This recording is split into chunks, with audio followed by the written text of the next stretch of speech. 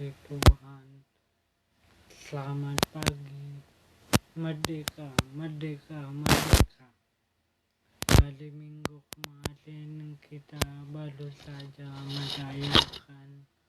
melaksanakan hari kemerdekaan Republik Indonesia ke-80. Itu semua karena anugerah Tuhan, penyertaan Tuhan di dalam hidup bangsa kita yang tercinta. Kita telah merdeka dari penjajahan Belanda di tahun 1945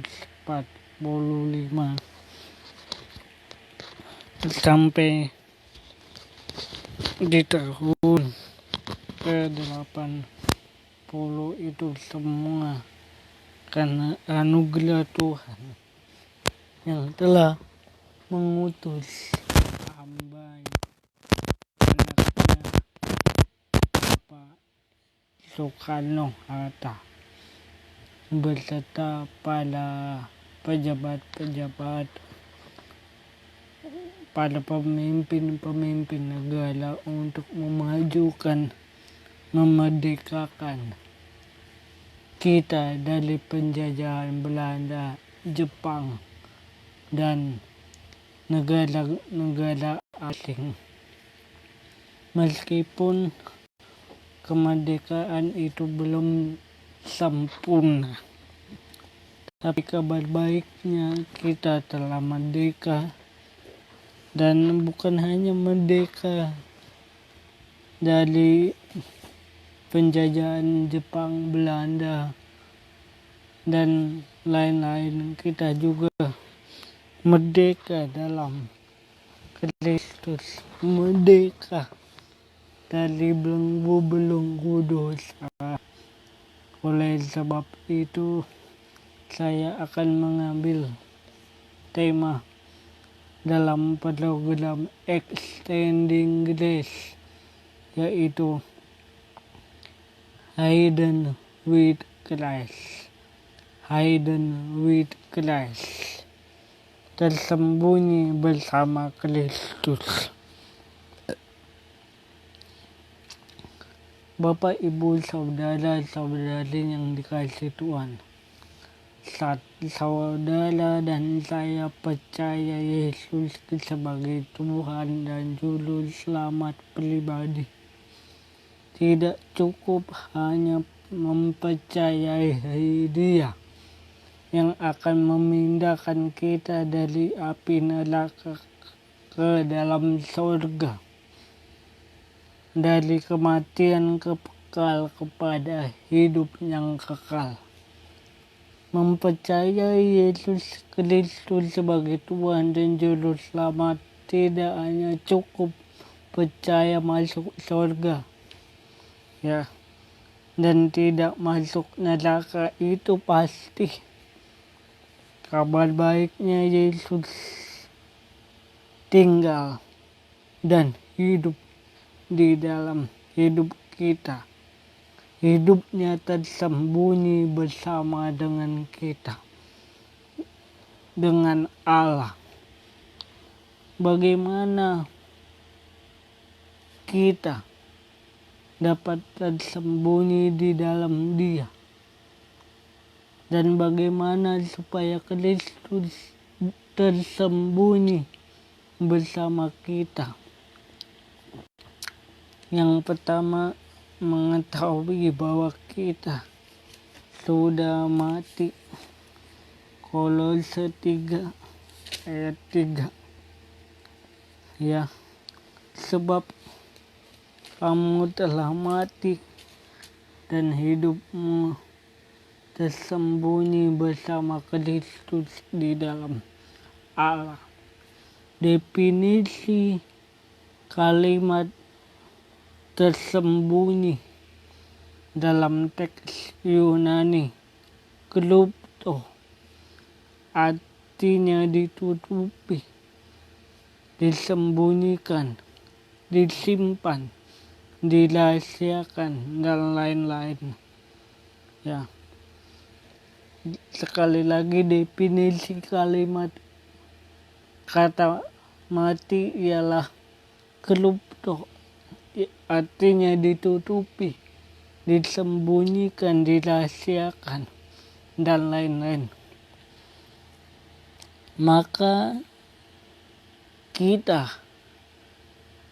yang pada saat ini masih hidup dalam kehidupan yang lama, maka kehidupan kita yang lama di dalam Adam telah mati dan disalibkan bersama Kristus di Golgota. Hidup kita yang lama, manusia lama di dalam Adam, telah ditutupi, disimpan, dilindungi, dibungkus bersama Kristus, oleh Kristus dalam Allah. Artinya dosa-dosa kita, pelanggaran-pelanggaran kita ditutupi oleh Kristus lewat karya salibnya, lewat pengorbanannya, ya, lewat dadanya yang tercurah di Golgota. Tubuhnya hancur, dilemukkan, supaya oleh bilur-bilurnya, luka-lukanya, ya, kita beroleh kesembuhan. Yang percaya katakan amin. Ya, jadi kita disembunyikan, dinaungi, ditutupi dosa-dosa kita oleh Kristus. Dia yang tidak berdosa, yang dijadikan dosa, supaya di dalam Dia kita dibenarkan sekali untuk selama-lamanya. Ya, oleh korban Yesus kita dikuduskan satu kali untuk selama-lamanya.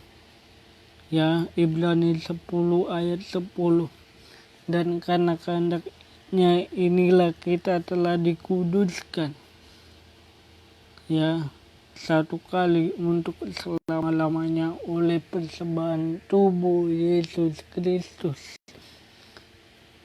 Manusia tidak bisa menutupi dosa-dosanya sendiri. Ya, manusia tidak bisa menghapus dosa-dosanya sendiri. Ya, dengan amal, perbuatan baik, kesalehan, rutinitas agamawi. Ya, bagaimana membangun karakter yang segambar serupa dengan Allah. Kita tidak bisa memulihkannya untuk menjadi serupa, segambar dengan rupa Allah, karena gambar itu telah rusak karena dosa. Dikatakan Roma 3 ayat 23. Tapi kabar baiknya kita telah diselamatkan, kita telah diampuni, kita telah disembunyikan dosa-dosa kita. Ya, dosa kita dihapuskan. Ya, mengapa itu bisa terjadi? Mengapa kita telah disembunyikan bersama Kristus di dalam Allah? Karena apa itu kita bisa disembunyikan, ditutupi dosa-dosanya?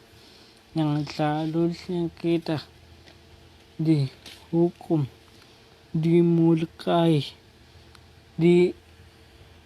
disiksa di neraka, dihukum di neraka sebagai upah dosa, karena dia yang tidak berdosa dibuat jadi dosa, supaya di dalam dia kita dibenarkan.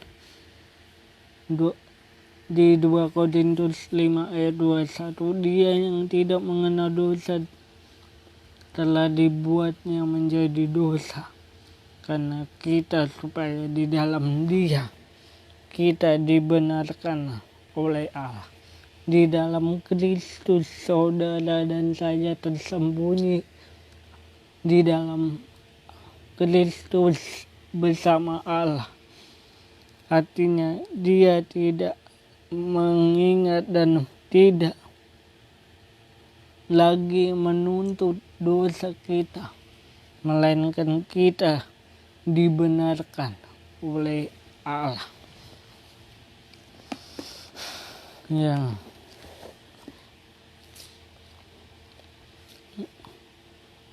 Jadi kehidupan lama yang ada dalam kita bersama Adam, waktu di dalam Adam telah mati, telah disalibkan bersama Kristus di Golgota. Ya.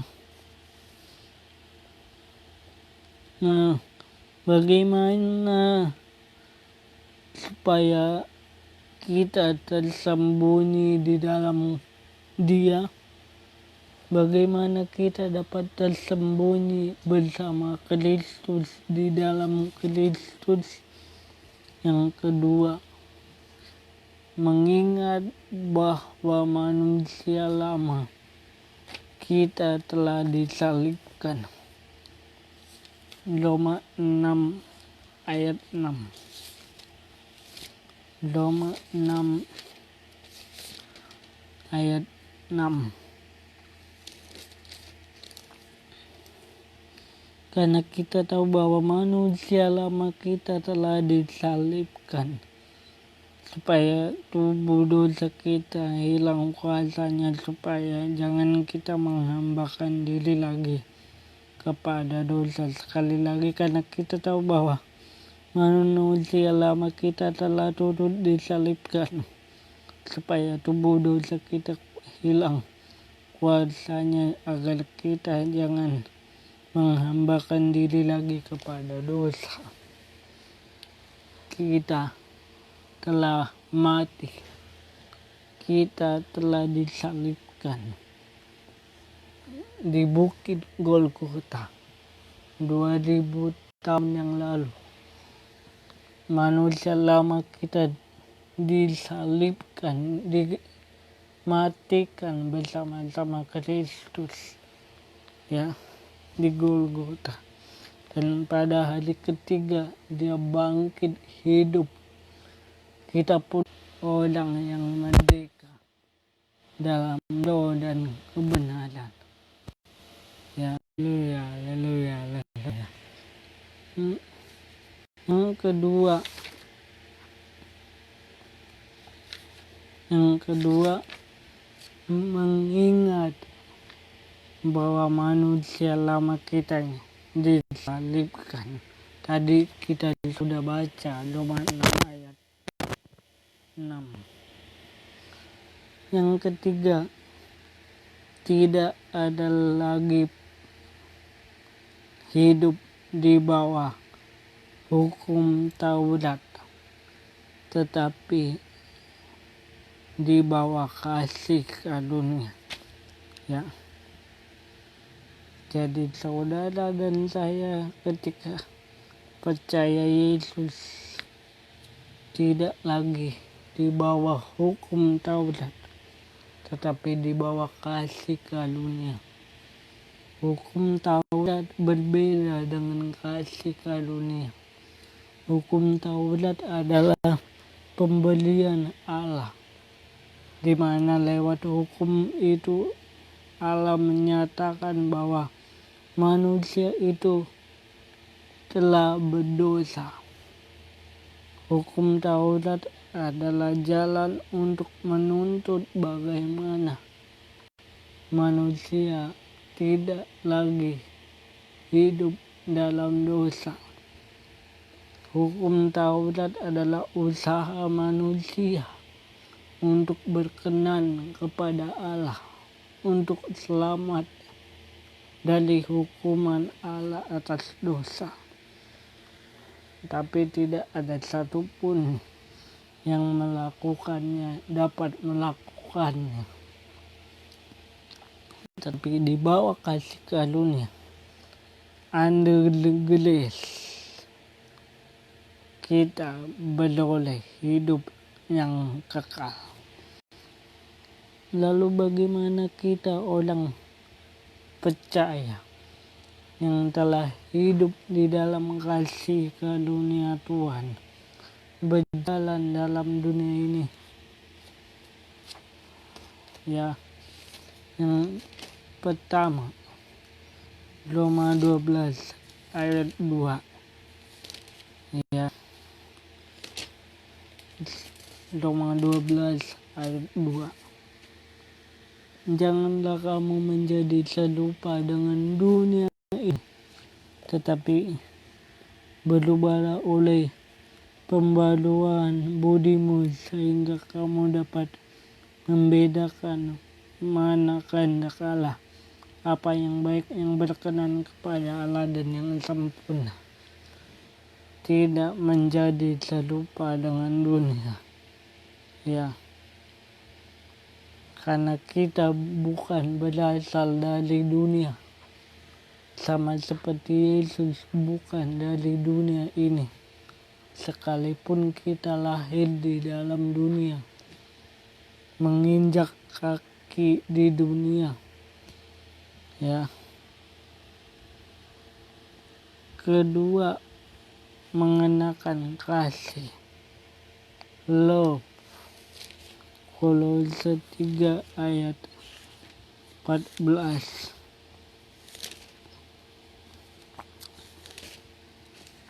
Ya, dikatakan Kolose 3 ayat 14, dan di atas semuanya itu kenakanlah kasih sebagai pengikat yang mempersatukan dan yang menyempurnakan. Sekali lagi, ya, dan di atas semuanya itu kenakanlah kasih sebagai pengikat yang mempersatukan dan yang menyempurnakan.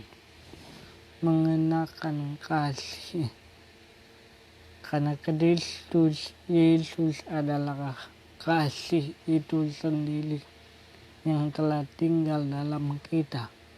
Dialah pribadi kasih itu yang telah lebih dahulu mengasihi saya dan saudara, orang berdosa, orang yang bobrok, orang yang tidak pantas ini, yang tidak patut diselamatkan ini. Yang kedua, yang ketiga mengenakan manusia baru, Efesus 4 ayat 24.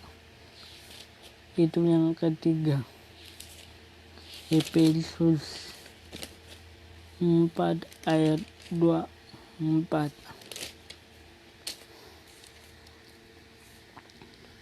Dan mengenakan manusia baru yang telah diciptakan menurut kehendak Allah di dalam kebenaran dan kekudusan yang sesungguhnya. Jadi saat saudara percaya Yesus, saya percaya Yesus, saya mengimani Yesus, kita mengimani Yesus, hidupku bukan aku lagi, tetapi Yesus Kristus di dalamku.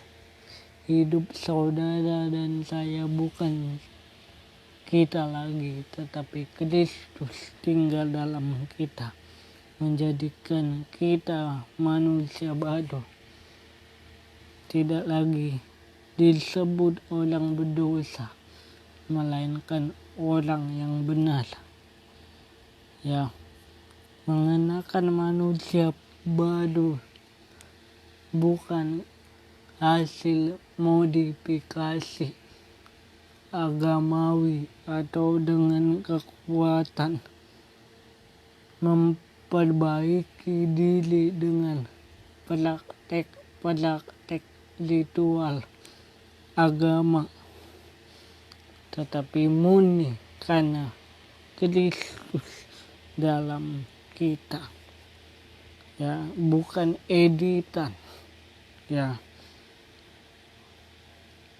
karena banyak di akhir zaman ini hidup ini penuh dengan modifikasi, perbaikan diri, perbaikan moral, edit, yang mengedit dirinya, mengedit wajahnya dengan berbagai aplikasi, ya, atau benda-benda canggih bagaimana untuk memperbaiki diri. Tapi dosa tetaplah dosa. Ya, manusia yang telah jatuh ke dalam dosa tidak bisa mengedit dirinya untuk berkenan di mata Tuhan, untuk menjadi baru di mata Tuhan, untuk menjadi sempurna di mata Tuhan. Tetapi Kristus Yesus menjadikan kita manusia baru, ciptaan baru secara natural oleh kuasa ilahinya, ya, oleh kuasa kebangkitannya. Saat saya dan saudara lahir baru, born again di dalam Kristus, kita telah dipindahkan dari gelap kepada terang ilahi. Kita diubahkan dari status orang berdosa menjadi orang benar. Mengapa? Karena Kristus Yesus ada, tinggal, dan menyatu dengan kita selama-lamanya. Amin. Dan kita menjadi anak-anak Allah yang dikasihi dan yang berharga di matanya.